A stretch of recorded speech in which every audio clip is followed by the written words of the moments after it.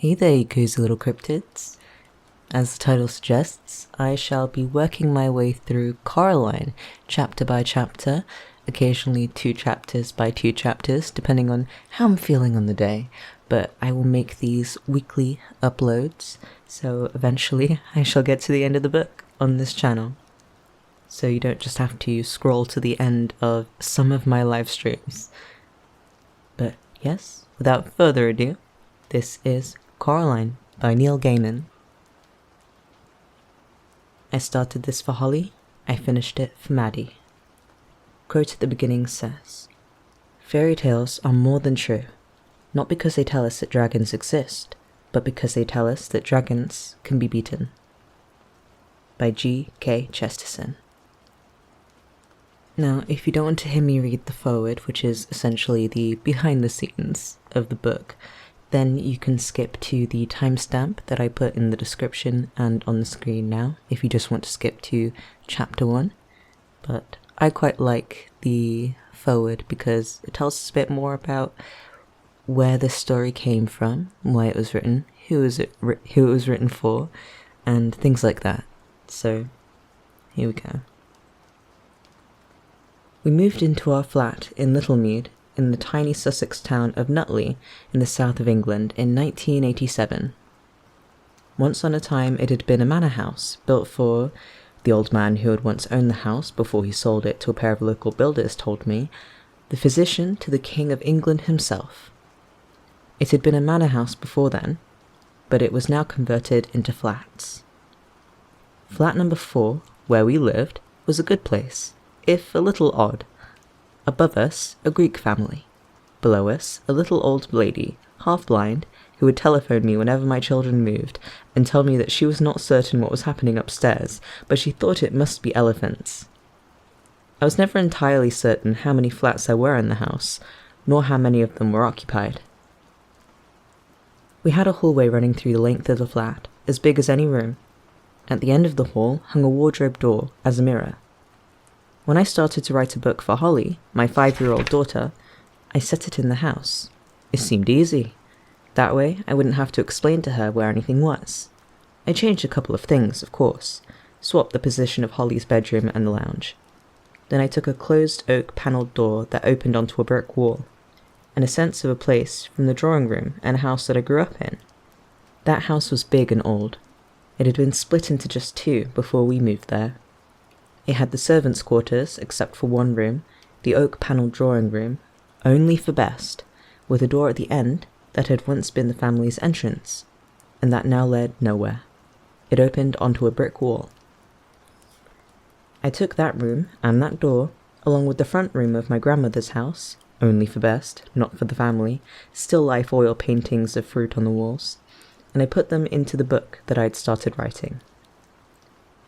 The book was called Coraline.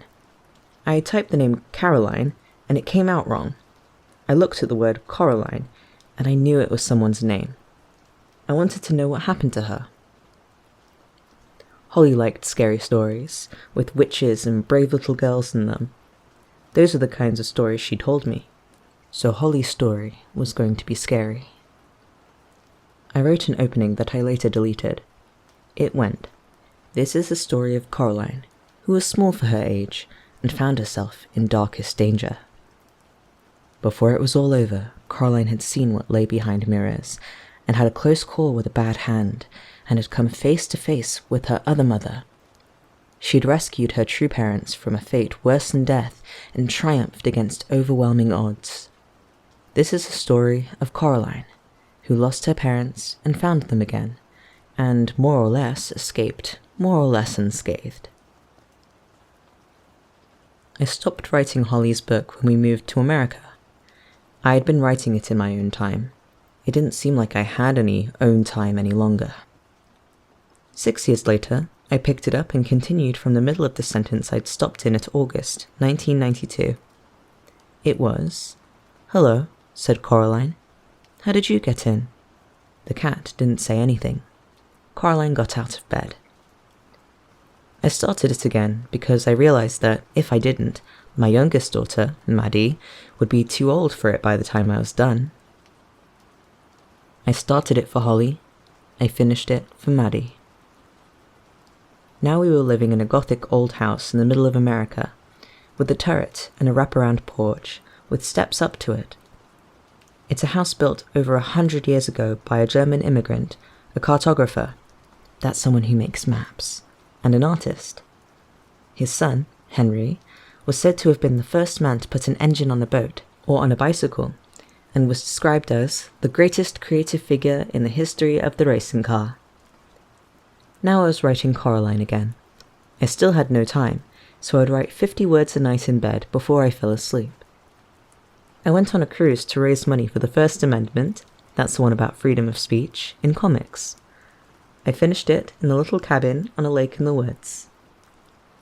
Dave McKean, an artist and friend, took photographs of Little Mead, which he then played with to make the house on the back of the cover of Coraline. When Henry Selick made his stop-motion animated film of Coraline, he invited me into the studio. There were lots of sets there, each behind a black curtain. Henry proudly showed me the house that Coraline lived in the film. She'd moved from somewhere in England to Oregon now, and the house she was in was called the Pink Palace. "That's my house," I told Henry. And it was. Henry Selick's Pink Palace was the house I live in now, turret and porch and all. None of us are quite sure how that happened, but it seemed strangely appropriate for a book that was started for one daughter in one house and finished for another in another house. The book was published in 2002, and people liked it. It won awards. More importantly than that, it worked, at least for some people. I'd wanted to write a story for my daughters that told them something I wish I'd known when I was a boy. That being brave didn't mean that you weren't scared. Being brave meant that you were scared, really scared, badly scared. And you did the right thing anyway. So now, 10 years later, I've started running into women who tell me that Coraline got them through hard times in their lives. That when they were scared, they thought of Coraline, and they did the right thing anyway. And that, more than anything, makes it all worthwhile. Neil Gaiman, December 5th, 2011. Chapter 1. Coraline discovered the door a little while after they moved into the house. It was a very old house. It had an attic under the roof, and a cellar under the ground, and an overgrown garden with huge old trees in it. Coraline's family didn't own all of the house. It was too big for that. Instead, they owned a part of it. There were other people who lived in the old house. Miss Spink and Miss Forcible lived in the flat below Coraline's on the ground floor. They were both old and round, and they lived in their flat with a number of aging Highland terriers who had names like Hamish and Andrew and Jock. Once upon a time, Miss Spink and Miss Forcible had been actresses, as Miss Spink told Coraline the first time she met her. "You see, Caroline," Miss Spink said, getting Coraline's name wrong, "both myself and Miss Forcible were famous actresses in our time. We trod the boards, lovey." "Oh, don't let Hamish eat the fruitcake, or he'll be up all night with his tummy." "It's Coraline. Not Caroline, Coraline," said Coraline. In the flat above Coraline's, under the roof, was a crazy old man with a big moustache. He told Coraline that he was training a mouse circus. He wouldn't let anyone see it. "One day, little Caroline, when they are all ready, everyone in the whole world will see the wonders of my mouse circus. You may ask me why you cannot see it now. Is that what you asked me?" "No," said Coraline quietly. "I asked you not to call me Caroline. It's Coraline." "The reason you cannot see the mouse circus," said the man upstairs, "is that the mice are not yet ready and rehearsed. Also, they refuse to play the songs I have written for them. All the songs I have written for the mice to play go oompa oompa, but the white mice will only play toodle-oodle, like that. I'm thinking of trying them on different types of cheese." Coraline didn't think there was really a mouse circus. She thought the old man was probably making it up. The day after they moved in, Coraline went exploring. She explored the garden. It was a big garden.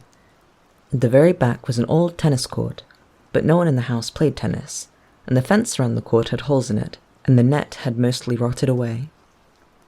There was an old rose garden, filled with stunted, fly-blown rose bushes. There was a rockery that was all rocks. There was a fairy ring made of squidgy brown toadstools, which smelled dreadful if you accidentally trod on them. There was also a well.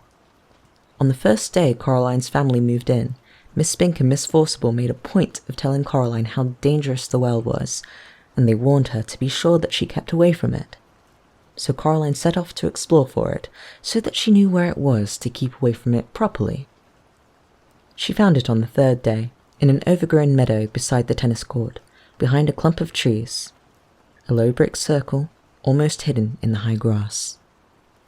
The well had been covered up by wooden boards to stop anyone from falling in.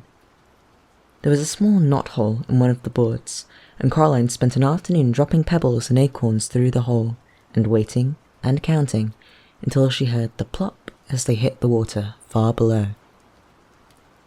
Coraline also explored for animals.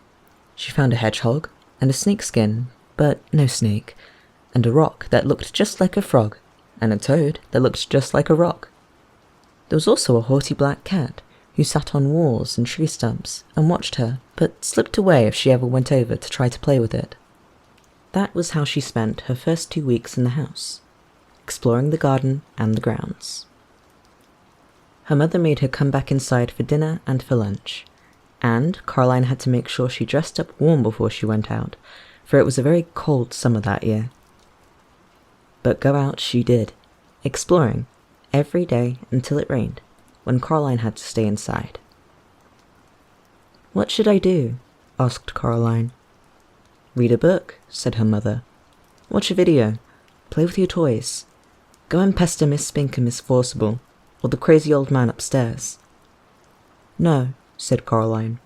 "I don't want to do those things. I want to explore." "I don't really mind what you do," said Coraline's mother, "as long as you don't make a mess." Coraline went over to the window and watched the rain come down. It wasn't the kind of rain you could go out in. It was the other kind, the kind that threw itself down from the sky and splashed where it landed. It was rain that meant business, and currently its business was turning the garden into a muddy, wet soup. Coraline had watched all the videos. She was bored with her toys, and she'd read all her books. She turned on the television. She went from channel to channel to channel, but there was nothing on but men in suits talking about the stock market and talk shows. Eventually, she found something to watch. It was the last half of a natural history program about something called protective coloration. She watched animals, birds, and insects which disguised themselves as leaves or twigs or other animals to escape from things that could hurt them. She enjoyed it, but it ended too soon, and was followed by a program about a cake factory. It was time to talk to her father. Coraline's father was home. Both of her parents worked, doing things on computers, which meant that they were home a lot of the time. Each of them had their own study. "Hello, Coraline," he said when she came in without turning around. Said Coraline. "It's raining." "Yup," said her father.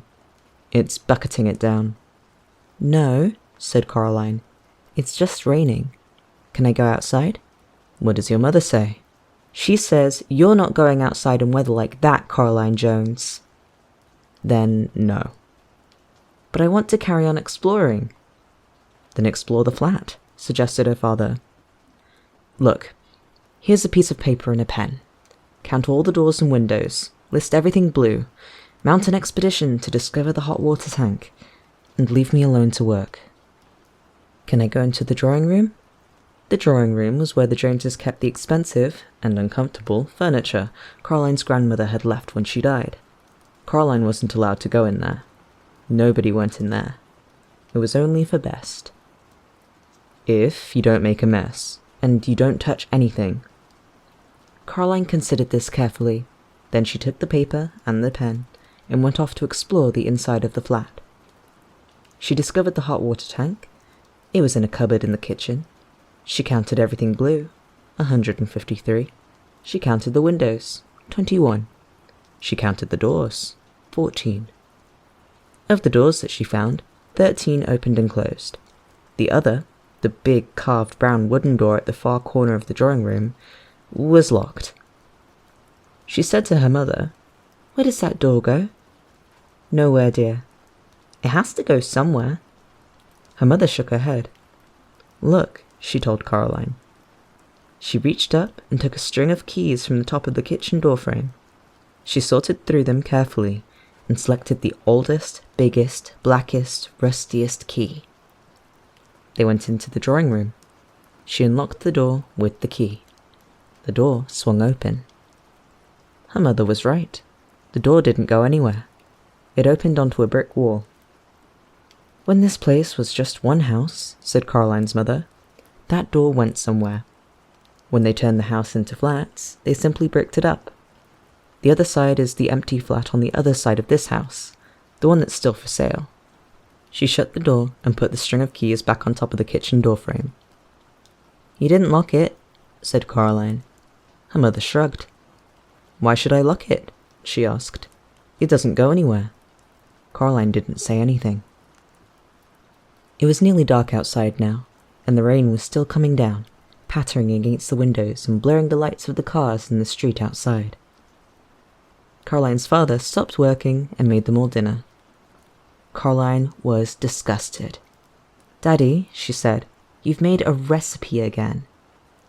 "It's leek and potato stew with a tarragon garnish and melted Gruyere cheese," he admitted. Coraline sighed. Then she went to the freezer and got out some microwave chips and a microwave mini pizza. "You know I don't like recipes," she told her father, while her dinner went around and around, and the little red numbers on the microwave oven counted down to 0. "If you tried it, maybe you'd like it," said Caroline's father, but she shook her head. That night, Coraline lay awake in her bed. The rain had stopped, and she was almost asleep when something went t-t-t-t-t-t. She sat up in bed. Something went creak. Coraline got out of bed and looked down the hall, but saw nothing strange. She walked down the hall. From her parents' bedroom came a low snoring. That was her father. And an occasional sleeping mutter. That was her mother. Coraline wondered if she dreamed it, whatever it was. Something moved. It was little more than a shadow, and it scuttled down the darkened hall fast, like a little patch of night. She hoped it wasn't a spider. Spiders made Coraline intensely uncomfortable. The black shape went into the drawing room, and Coraline followed it, a little nervously. The room was dark. The only light came from the hall, and Coraline, who was standing in the doorway, cast a huge and distorted shadow onto the drawing room carpet. She looked like a thin, giant woman. Coraline was just wondering whether or not she ought to turn the lights out when she saw the black shape edge slowly from beneath the sofa. It paused, and then dashed silently across the carpet towards the farthest corner of the room. There was no furniture in that corner of the room. Coraline turned on the light. There was nothing in the corner. Nothing but the old door that opened onto the brick wall. She was sure that her mother had shut the door, but now it was ever so slightly open. Just a crack. Coraline went over to it and looked in. There was nothing there, just a wall, built of red bricks. Coraline closed the old wooden door, turned out the light, and went to bed. She dreamed of black shapes that slid from place to place, avoiding the light until they were all gathered under the moon. Little black shapes with little red eyes and sharp yellow teeth. They started to sing. We are small, but we are many. We are many, we are small. We were here before you rose. We will be here when you fall. Their voices were high and whispering and slightly whiny. They made Coraline feel uncomfortable. Then Coraline dreamed a few commercials, and after that, she dreamed of nothing at all.